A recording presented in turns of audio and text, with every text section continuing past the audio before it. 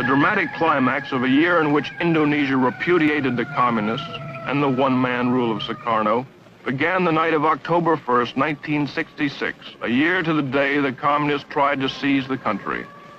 Assembled was a special military tribunal. On trial was Dr. Subandrio, next to Sukarno the most powerful man in Indonesia. He was Deputy Prime Minister, Foreign Minister, head of the State Secret Police, boss of the anti-American state news agency. He was also President Sukarno's closest friend and confidant. His trial was particularly significant because it helped establish that Sukarno himself clearly had a role in the communist coup. It was Sukarno who protected Subandrio in the palace after the coup attempt. When students ransacked Subandrio's foreign office and discovered correspondence between him and Red China's foreign minister Chen Yi planning the coup, they stormed the palace, threatening to behead Subandrio. Only then was he imprisoned. The charges against him include treason and conspiracy. The evidence showed Subandrio helped the 3 million-strong Communist Party, its initials PKI, to plot and carry out the coup, including the mass murder of Indonesia's military high command. It was charged that he welded the Indonesia-Peking axis, stole government funds, invented stories to discredit the United States, and conspired with Red China to smuggle guns to Indonesia's communists. Haji Dr. Subandrio. Haji Dr. Subandrio pleaded innocent to all the charges.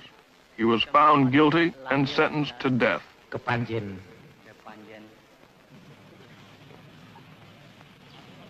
Hundreds more involved in the PKI coup are in prisons. Painstaking interrogations have pieced together the incredible plot.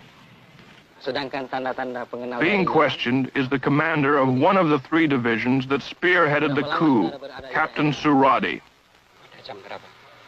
Supported by the PKI, their mission was to disable the army by murdering its top commanders, seize all communications, and immobilize the government long enough for the PKI politicians to take over.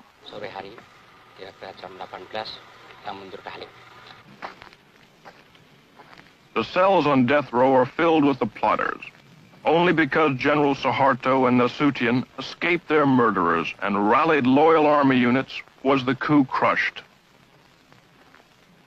Colonel Latif here tried to kill General Nasution, was wounded in the process, and now awaits trial. During the coup, Latif directed tactical operations. General Parman, chief of the Army Intelligence, was killed by this man. He shot General Yani, chief of the army. Here the murderer of the deputy chief of staff. Lance Corporal Hargiono missed General Nasution, but shot his sister and infant daughter 5 times.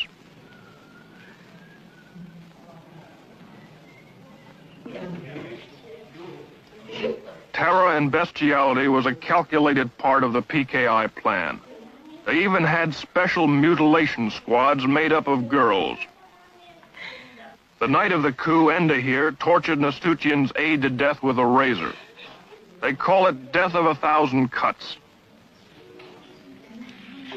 Sex orgies went on before the torture ceremonies got underway. The girls claim they were promised $10 for the evening's work, but were never paid. The girls were instructed by a communist women's organization called GERWANI.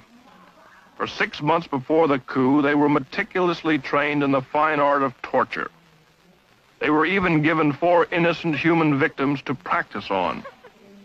The way it was planned, according to their confessions, was the night of the coup, the captured army generals would be brought to a farm near Jakarta called Lubang Buaya, or the Alligator Hole.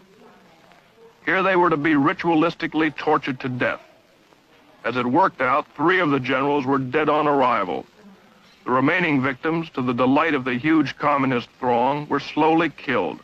Eventually, the mutilated bodies were dumped down a well.